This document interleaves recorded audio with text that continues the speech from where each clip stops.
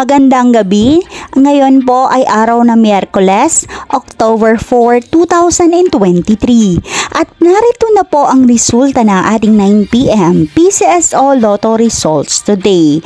At para po sa draw natin ngayon ay ang Grand Lotto 655, ang Mega Lotto 645, ang 4D Lotto, ang 3D Lotto, at ang 2D Lotto.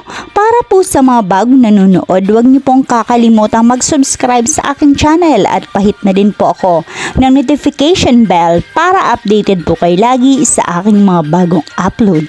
At para naman po sa update ng ating Lotto winners, ipinopost ko po siya under our comment section. Maraming salamat po.